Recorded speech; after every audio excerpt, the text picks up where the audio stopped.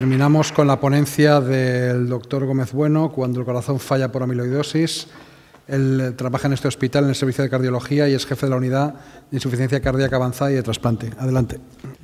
Bueno, buenas tardes. Muchas gracias por los que aguantan hasta el último momento. Y nada, yo voy a hablar un poco pues cuando realmente hay afectación del corazón. Afortunadamente, pues muchos de ustedes no han tenido un tipo de amiloidosis, que el corazón no está afectado. La afectación del corazón puede llegar a ser muy grave y más allá de los tratamientos específicos de los que se ha hablado aquí, del tafamidis, del daratumumab, que son tratamientos muy importantes porque son los tratamientos que realmente pueden estabilizar o curar la enfermedad, pues los cardiólogos o los médicos que lleven pacientes con amiloidosis y afectación cardíaca tenemos que conocer muy bien la enfermedad, muy bien qué componentes del corazón o cómo afecta la amiloidosis al corazón y dar ayuda y soporte para no solo mejorar el pronóstico de la enfermedad, sino también la calidad de vida de nuestros pacientes, ¿no? Muchas de las cosas que voy a decir, pues yo también tengo la suerte de llegar al final y de que se haya contado. Voy a intentar ser concreto y intentar que entiendan por qué utilizamos algunos fármacos o algunas medidas para la afectación cardíaca de la amiloidosis, ¿no? En primer lugar, lo importante es saber, el corazón, que parece un órgano muy sencillo, es un órgano muy complejo y un órgano que tiene muchos componentes y que en la amiloidosis, que como ya se ha dicho es una enfermedad que infiltra todo el corazón, puede estar afectado todas las partes del corazón. La amiloidosis puede afectar a todos los componentes del corazón y en función de si afecta más a uno u otro, pues va a dar unas manifestaciones y tendremos que incidir en el tratamiento de una forma o de otra. La amiloidosis puede infiltrar las paredes del corazón y esto es lo más típico y hace que al incorporarse o al infiltrar las paredes del músculo del corazón, pues inicialmente no se relaja bien porque está rígido y duro y en un segundo tiempo incluso tampoco se contrae bien.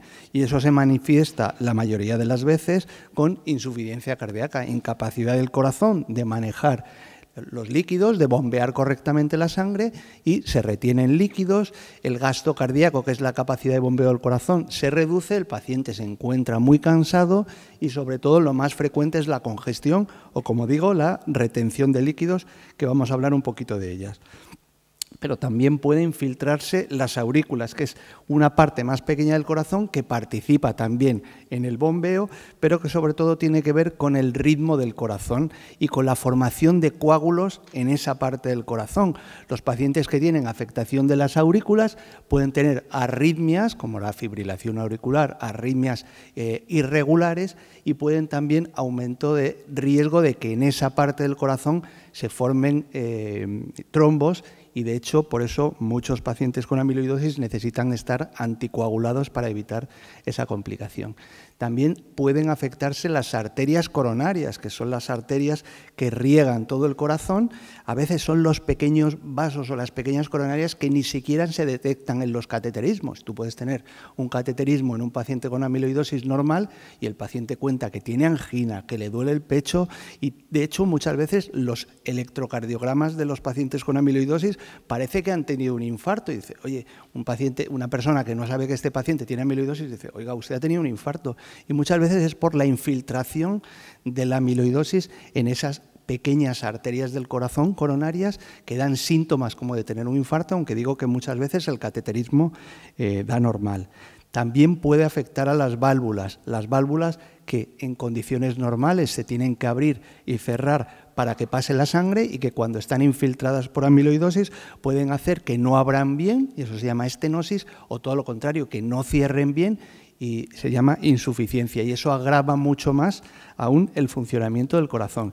Y puede, como se ha dicho ya, afectar también a la conducción eléctrica del corazón. En todo nuestro corazón, para que haya latidos, hay una corriente eléctrica que produce cada latido. Pues bien, si la amiloide afecta a esos cables eléctricos por los que circula la corriente eléctrica del corazón, puede haber arritmias, puede haber bloqueos, puede haber pausas de latidos, puede haber síncopes, pérdidas de conocimiento, etcétera. Y eso también como vamos a ver, hay que tenerlo en cuenta y buscarlo porque muchos de los pacientes con amiloidosis, o algunos de ellos, acaban necesitando un marcapasos para precisamente prevenir o tratar esas pausas o esos bloqueos de la conducción eléctrica. Y finalmente también puede incluso afectar a la membrana que rodea el corazón, que se llama el pericardio, que a veces se inflama o se llena de líquido y hace que el corazón esté como en una coraza, que no se pueda relajar bien porque tiene como una bolsa alrededor que lo comprime, y eso también hay que tenerlo en cuenta a veces en la amiloidosis. Como se ha dicho ya, la amiloidosis al final no solo, y nuestro objetivo como médicos no solo es tratar estos problemas en concreto del corazón, sino también pues, considerar que el paciente es una persona que no solo tenemos que atender a su corazón y a sus síntomas, sino también a su estado anímico. No voy a hablar más porque eso se acaba de hablar, ¿no? Nuestro papel como cardiólogos, y esto es un poco el resumen de todo lo que podría ser la última diapositiva, pero es la tercera diapositiva, como cardiólogo, de cara a un paciente con amiloidosis, tengo que tener, yo lo he resumido en 7 puntos clave, ¿no? Yo creo que van a estar todos de acuerdo conmigo. Lo primero, y ya se ha dicho repetidamente, es mantener alerta de sospecha y una confirmación rápida. Como se ha dicho, es una enfermedad rara que muchas veces el paciente te viene cuando ya ha recorrido 7 médicos diferentes o lleva 2 años contando síntomas hasta que a alguien se le ha ocurrido que a ver si va a tener una amiloidosis. Afortunadamente cada vez esto ocurre menos. Hace muchos años cuando empezamos a llamar amiloidosis, los pacientes te llegaban después de dar tumbos en diferentes sitios hasta que a alguien se le había ocurrido que podía tener amiloidosis. Otra cosa fundamental: cuando yo tengo un paciente que sospecho que tiene amiloidosis, el diagnóstico tiene que ser rápido. De eso vamos a hablar, ya se ha hablado un poco del tema de las biopsias, de las pruebas de imagen para diagnosticar. Lo que yo tengo claro es que el diagnóstico es una enfermedad de la amiloidosis grave y es una enfermedad que una vez que se sospecha no puedes demorar con pruebas y pruebas, tienes que hacer el diagnóstico lo antes posible porque el tratamiento precoz se acompaña de mejores resultados.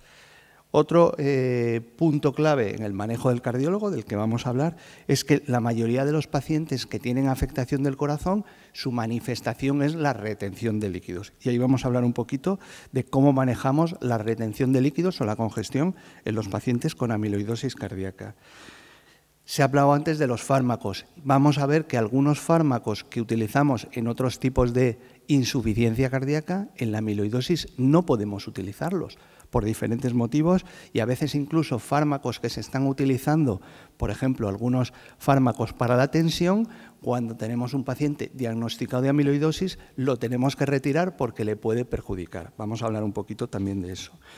Otra misión del cardiólogo, como he dicho, es vigilar continuamente el riesgo de que ese corazón con amiloidosis se le puedan formar trombos, y ya adelanto que el umbral que tenemos para poner anticoagulantes en pacientes con amiloidosis es muy bajo, porque sabemos que la amiloidosis es una enfermedad que tiende a formar coágulos con mucha facilidad, con lo cual la mayoría de los pacientes con amiloidosis, o muchos de ellos, tienen que tomar un tratamiento anticoagulante.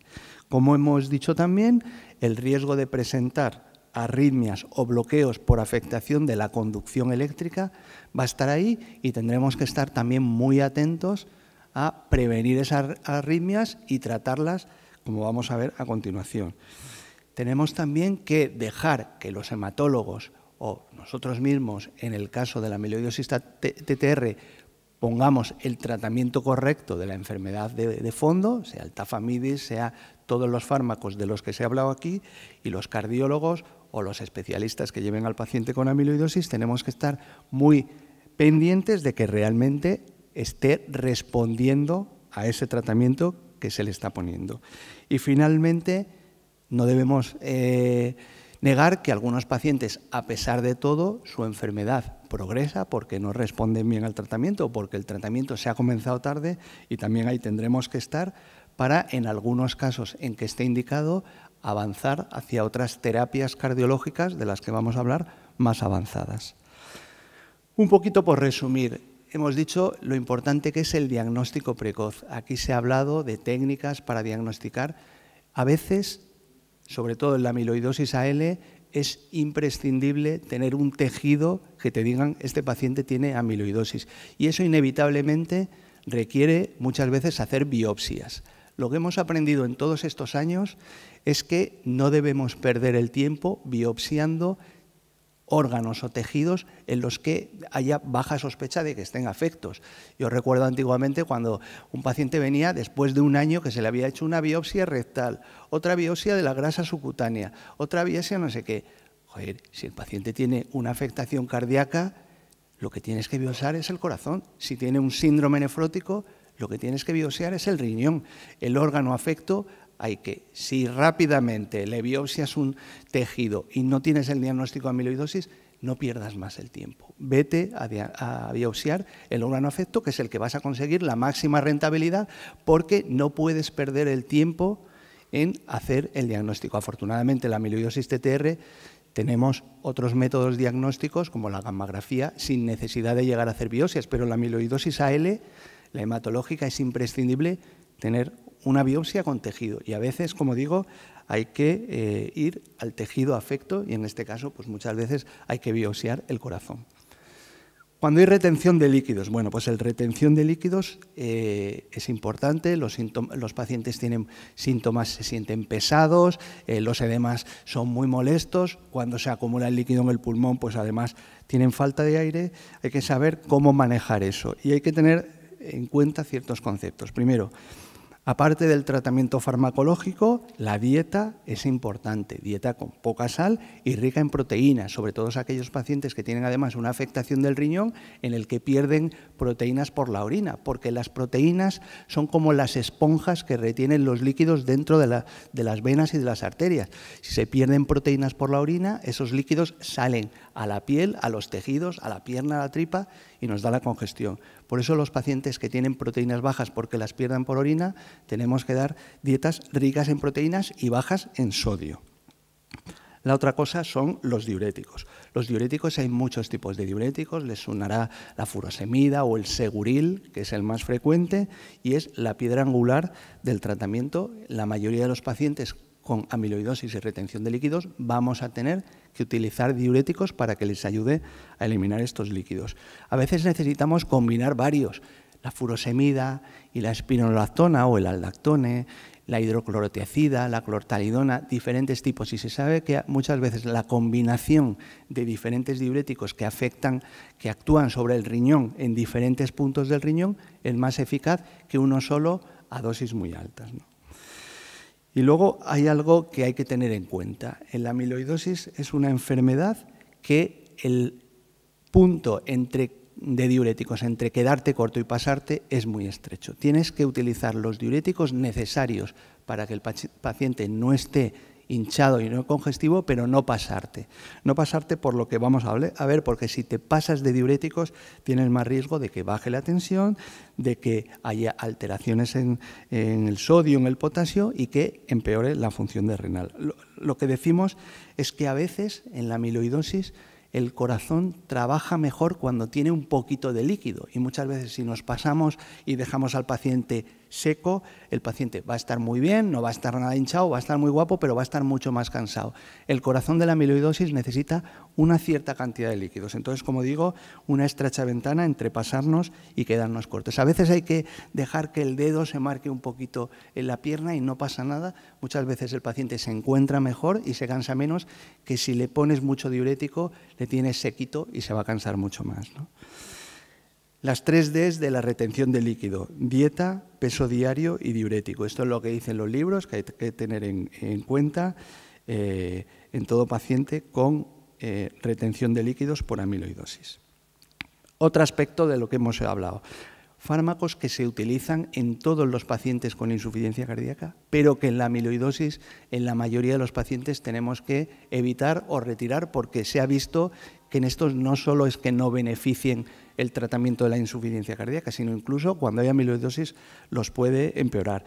Les sonarán, se ha hablado aquí, enalapril, lisinopril, fármacos que se utilizan mucho para la tensión. Una cosa curiosa es que muchos pacientes hipertensos, cuando desarrollan amiloidosis, el corazón tiene menos capacidad de bombeo, se produce hipotensión, dejan de necesitar, la mayoría de ellos, fármacos para la tensión arterial e incluso algunos de los fármacos, como digo, que utilizamos para la insuficiencia cardíaca y que bajan la tensión, en los pacientes con amiloidosis puede ser perjudicial o producirle bajadas de tensión o empeorar la función renal. Entonces, eso es una de las cosas que a veces tenemos que tener en cuenta, retirar fármacos que pueden empeorar la amiloidosis. Los betabloqueantes, a lo mejor les suena el bisoprolol, carvedilol. En algunos casos seleccionados de arritmias rápidas sí se pueden utilizar, pero en la mayoría de los pacientes con amiloidosis hay que saber que el corazón es muy rígido y el bombeo del corazón depende de la frecuencia cardíaca, de las pulsaciones. En otros tipos de insuficiencia cardíaca nos gusta tener el corazón lento, pero en la amiloidosis, corazón rígido, necesitamos que la frecuencia cardíaca a veces sea alta para que bombee mucho sangre. Entonces, estos fármacos a veces bajan las pulsaciones y en los pacientes se encuentran más cansados y a veces hay que retirarlos. Hay otros fármacos para la tensión, alodipino, verapamil, diltiazem, que aumentan la rigidez del corazón, que utilizamos en otros tipos de insuficiencia cardíaca, pero que en la amiloidosis hay que retirarlos porque son perjudiciales. Y algún fármaco clásico como la digoxina, que se utiliza en otros tipos de insuficiencia cardíaca, pues bien, en la amiloidosis se acumula y produce toxicidad.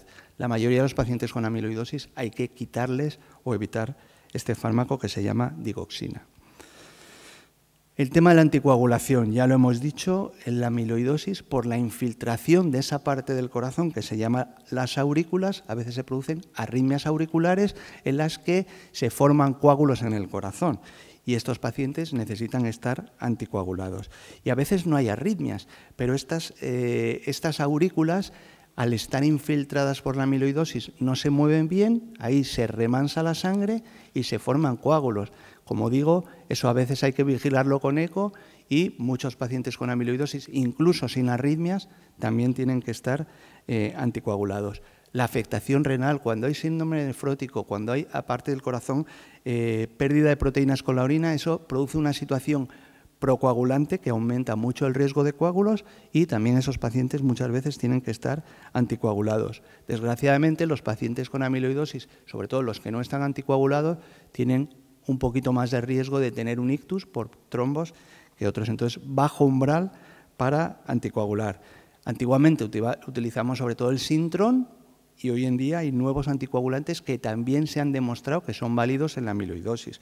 El Eliquis, el Lixiana, el Pradaxa, etcétera, se pueden y se deben utilizar en los casos de amiloidosis con riesgo de que se formen trombos. Y hoy por hoy tenemos con cateterismo unos métodos de cerrar a través de un catéter la zona del corazón donde se pueden formar los coágulos y sobre todo en pacientes que con anticoagulantes tienen muchos sangrados, en algunos casos podemos a través de un catéter cerrar una parte del corazón que se llama la orejuela, que es donde se forman los coágulos, y con eso evitar o disminuir mucho el riesgo de coágulos y también poder prescindir de anticoagulantes. Pero en la mayoría de los pacientes con amiloidosis, no la mayoría, muchos de ellos necesitan estar anticoagulados.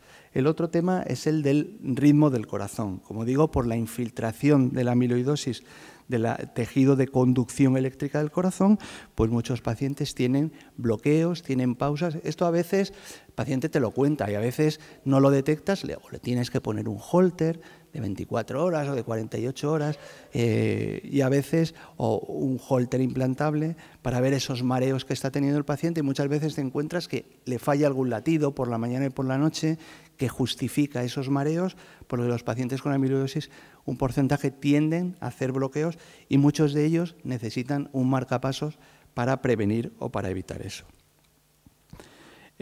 A veces utilizamos marcapasos especiales. Antiguamente los clásicos eran un cable metido del corazón o dos cables, pero hoy en día se ha visto que hay otros tipos de marcapasos que en los pacientes que necesitan un marcapasos, hoy por hoy utilizamos otro tipo, que son unos marcapasos especiales que a veces tienen más cables, pero que más allá de detectar el ritmo y de evitar que haya pausas, estimulan el corazón para darle fuerza y bombeo. Eso se llama la resincronización.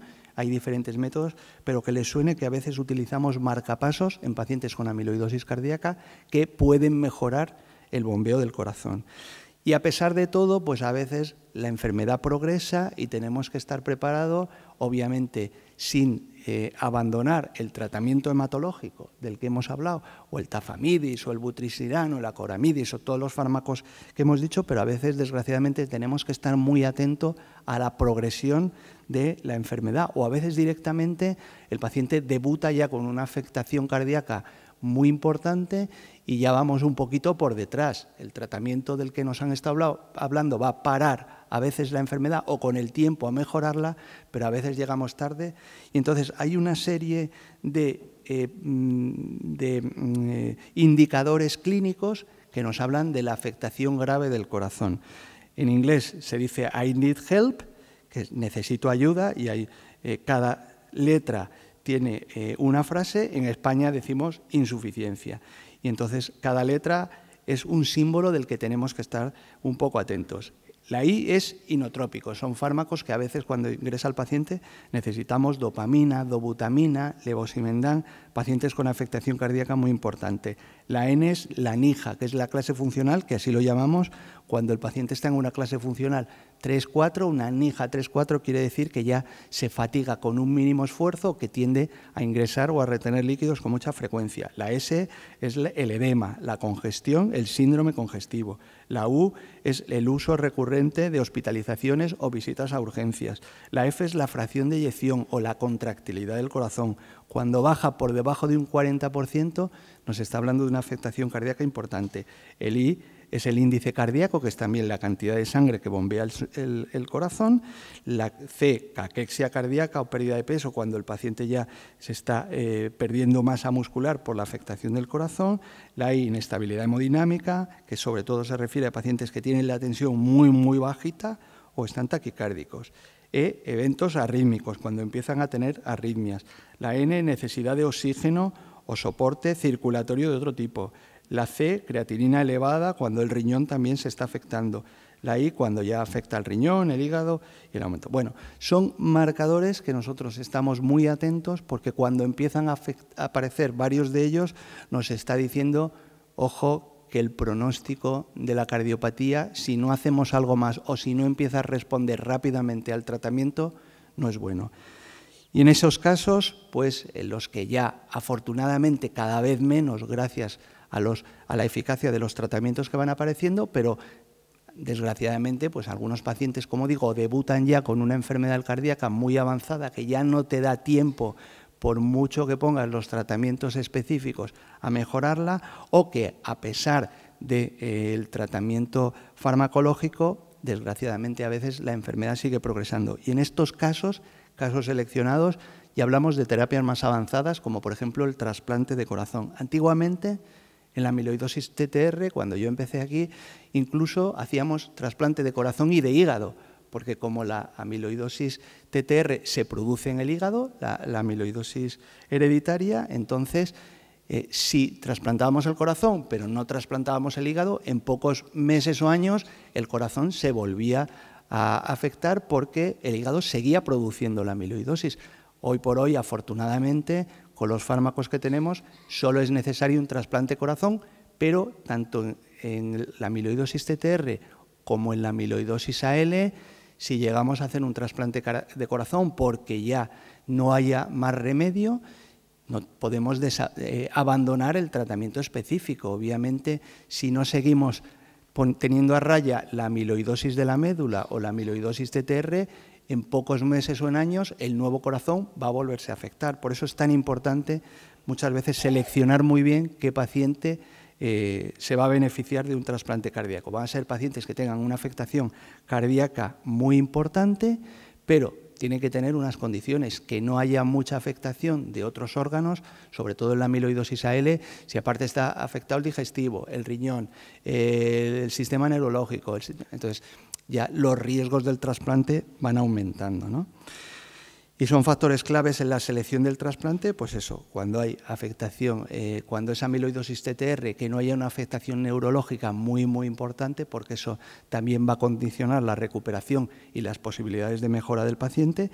Y la amiloidosis AL, la mayoría de los pacientes son pacientes que estamos tratando la amiloidosis con los fármacos hematológicos, que la amiloidosis está controlada o vemos que vamos a poder controlarla, pero que el corazón sigue muy mal y que no tienen afectación de muchos órganos. Esos son los pacientes que se plantea un trasplante cardíaco, que como digo, afortunadamente hoy por hoy cada vez son menos, porque con la eficacia de los tratamientos que tenemos, cada vez menos pacientes llegan a una afectación cardíaca muy avanzada, ¿no?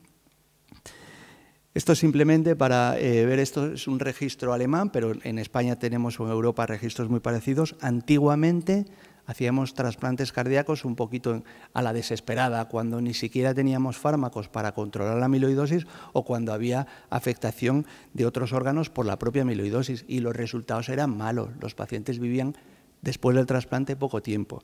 La parte de abajo de la gráfica, o la ERA 2, habla un poco de en los últimos años, cuando ya tenemos tratamientos específicos, cuando hemos aprendido que los pacientes que se les puede hacer un trasplante cardíaco son pacientes que no tienen afectación de muchos más órganos y que además podemos controlar la enfermedad de fondo. Simplemente esta diapositiva es para mostrar que los resultados del trasplante cardíaco en amiloidosis son igual de buenos hoy por hoy que el trasplante cardíaco por un paciente que ha tenido un infarto o que tiene una miocardiopatía o una afectación cardíaca de otro origen. O sea, hoy por hoy la amiloidosis cardíaca no es una contraindicación para un trasplante cardíaco si es necesario y, por supuesto, tratando la enfermedad de fondo para que el nuevo corazón no se vuelva a afectar en poco tiempo por la amiloidosis.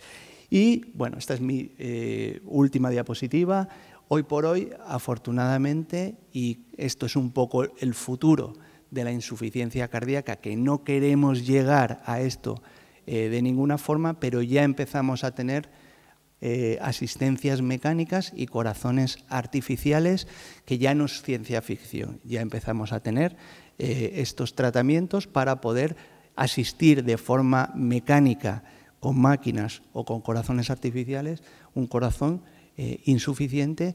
En algunos casos esto se hace como puente a luego un trasplante cardíaco, o en algunos casos en pacientes que no son candidatos a un trasplante cardíaco pueden ser como tratamientos definitivos, y ya hay en el mundo muchos pacientes que llevan años y años viviendo con corazones mecánicos y haciendo una vida bastante buena, ¿no? Y esta es mi última diapositiva. Yo quería concluir con esto, este mensaje positivo después de toda esta tarde.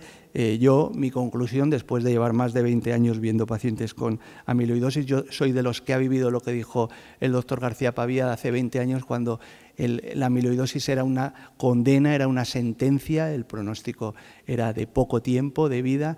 Hemos pasado al extremo contrario y en el futuro es súper prometedor. La amiloidosis, hoy por hoy, el pronóstico no tiene nada que ver, la calidad de vida nada que ver, el diagnóstico precoz mejora mucho, y yo creo que bueno, debemos ir por ahí. Las asociaciones de pacientes, por supuesto, son fundamentales. Se ha hablado de ensayos clínicos, de tratamientos.